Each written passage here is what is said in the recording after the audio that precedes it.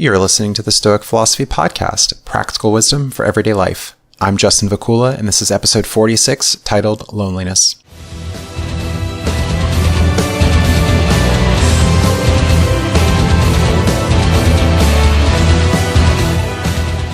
Visit my website at justinvacula.com, where you can connect with me on social media and see past content on SoundCloud, YouTube, iTunes, and Stitcher. Support my work by becoming a donor through Patreon or PayPal. Share, comment, like, subscribe, and leave a review to help support my efforts and keep this project going. I recently saw an article from Aeon.co titled How Loneliness Generates Empathy and Shapes Identity, in which the author Cody Dillastrati talks about some positives of loneliness amidst some potential negatives. He writes, while it can lead towards very undesirable places, isolation, depression, and suicide, it can also make us better observers of the social world. We can become more perceptive, more in charge of our reality, as loneliness makes life compelling. Vitally, loneliness assures us that our life is our own. Historically and mythically, it has been the singular and narrow path towards virtue, morality, and self-understanding. This is an interesting observation to me, as loneliness can often be thought of in terms of the negatives rather than the positives. Many people will cope with loneliness differently, have different interpretations of loneliness, and even prefer loneliness, more of a lone wolf lifestyle, rather than one in which they continually yearn for social interaction. Some positives, though, from loneliness can be had: having prime control over one's environment and time, crafting and adhering to one's own schedule, not having to consider the wants of others, having time to self-reflect, time to rest, time to do things our own way, time to forge or strengthen a self-identity rather than being reliant on others for a sense of purpose or meaning. We won't have to worry about others canceling plans we or even they have made, bringing negativity into our lives, badgering us, or making demands that we don't quite like. Social engagement, particularly immersion in romantic relationships, as I have mentioned in previous episodes, can come with significant costs. We might have an ideal vision for a relationship, think of potential positives, but will likely face peaks and valleys, significant valleys, and may question whether it's all worth it. To reevaluate our commitments and lean more toward favoring loneliness, considering the whole picture, not just the negatives. Come to accept that loneliness may have some pitfalls, but this may be preferred to pitfalls from other options. Pick your poison. We can take charge of our own lives by being more careful with how and with whom we spend our time, limiting our social interactions, being very selective about who we let into our close circles, not despairing in loneliness, and also not just taking anyone in because we want social connection. Again, loneliness can be preferred to close connections in some cases, just for the sake of having close connections, if those interactions will bring you down physically, emotionally, financially, and be a time sink. Being content with loneliness is important because others won't always be present for us in a time of need. Relying on others too much can take away from our personal coping skills, place too much reliance on others. What will we do when we're without help? What if others happen to steer us in the wrong direction? What if others' interests do not provide the best for us? Might others take advantage of us? We can benefit from social interactions, from good friends, but ultimately ought not to be totally or mostly propped up by others.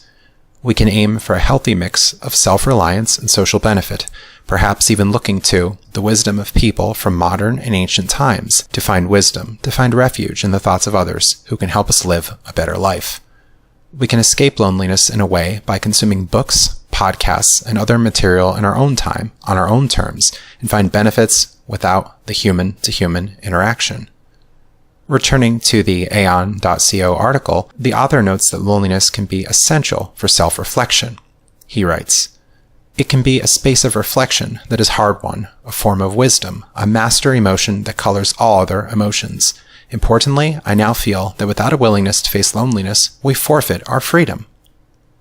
This freedom, I think, it's really important. Stoics note that our capacity for choice, to not be compelled to do something we do not want to do, this is part of our reasoning faculty, a distinct part of being human, this notion of things being up to us.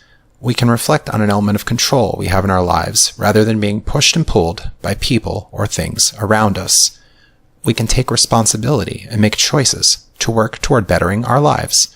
If we refuse loneliness, depend too much on others, depend too much on social approval, adhere too much to cultural norms, and live in such a way that we follow others' templates for lives, especially when we don't like those scripts, we sacrifice our freedom. It's quite a cost, which should not be underestimated.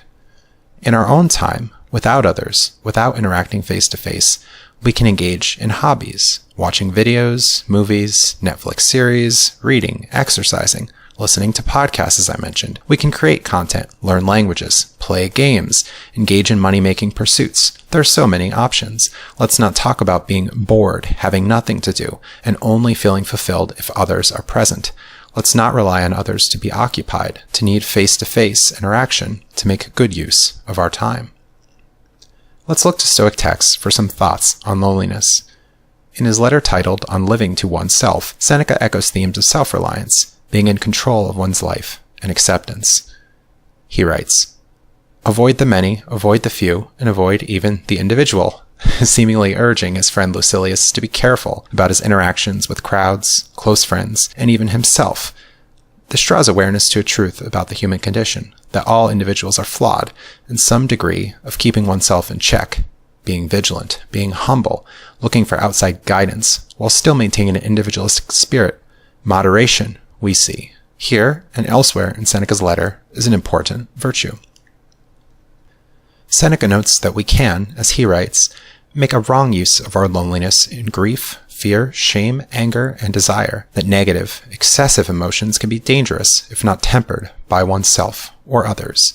Applications of Stoicism should help keep us grounded, help us to be self-aware, to be mindful, and able to maintain a level head in solitude. Seneca urges his friend to speak and live in this way. See to it that nothing keeps you down. Here, Seneca calls for a Stoic lifestyle, applying his wisdom to life, the wisdom of others. There is a great practical benefit and a consistency in character which is called for. This can help keep us afloat in times of stress, to help weather the storms of chance, the peaks and valleys in life, to brave fortune and prevail amidst both adversity and good fortune, especially of our own accord. Perhaps totally not alone, but surely we can draw on others for support, for if we have mastery of our own emotions and thoughts, or at least make significant progress toward a sound mind and lifestyle, we can be strong, resilient, and benefit from loneliness, as opposed to reliance too much on others and being without hope, should we not able to take control over our own lives. In his letter titled On the Futility of Halfway Measures, Seneca repeats his theme about people creating problems for themselves, engaging in self-destructive behaviors, self-limiting thoughts, continuing on unproductive paths while complaining instead of making changes for the positive. He calls this a self-imposed slavery, something we can break free from if we take control of our lives and make changes. Ultimately, it's up to us. Rather than relying on others or blaming others, complaining, waiting for others to change things for us, we have to make changes ourselves. If we rely too much on others to help us, rather than doing the work ourselves, things may never change for the better and can surely get worse. We can adopt an attitude of self-reliance, planning in our solitude, and breaking free of the slavery we can impose on ourselves. Perhaps, too, some of the slavery is caused by others, or at least linked to others' behaviors which are not in our control. But we can take back control by changing our environments, reconsidering the amount of time we spend with others, and taking initiative to live a more fulfilling life, relying more on ourselves. Seneca writes, "There are few men whom slavery holds fast, but there are many more who hold fast to slavery." Which sort of slavery might you subject yourself to? Are you engaging in actions which you really don't want to? Might some of your dissatisfaction be related to interactions with others? Can more of a lone wolf lifestyle be a benefit? Surely some element of loneliness can have some positive aspects. We can reflect on people from our past, or maybe our present, commitments we have made, goals we have had, and question, is it really worth it? Might our longing for romantic relationships be self-defeating? Are we better off single? Are our marriages worth continuing, especially if we are dissatisfied? Should we continue engaging with family members who may be a burden on us? Can we limit the amount of people in our social circles and be better off for it?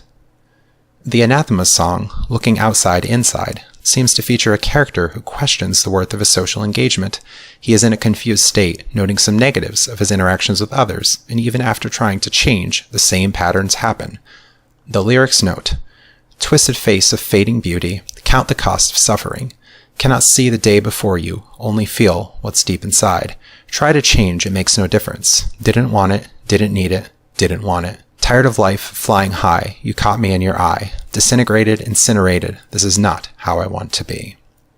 It's a call, perhaps, to be very careful about who we associate with, to reevaluate our social circles, and be aware of the negative aspects of dealing with others. When might walking away be justified? We can ask. Another anathema song, Fragile Dreams, may be written as a breakup song in which the main character comes to a realization that his romantic relationship or friendship was, in the end, not worth it. That he gave several chances and hopes for change, but came to accept, in a state of loneliness, that he must forge his own path and change his level of commitment. Perhaps he was extremely tolerant, ignored red flags, but eventually he reached a breaking point. He is now ready to change rather than continuing with the same patterns, the self-imposed suffering and slavery Seneca refers to. The lyrics note, "Countless times I trusted you, I let you back in. Knowing, yearning, you know, I should have run, but I stayed. Today I introduce myself to my own feelings. In silent agony, after all these years, they spoke to me. After all these years." Here, the silent agony might be that moment in solitude, the process of self-reflection and re-evaluation.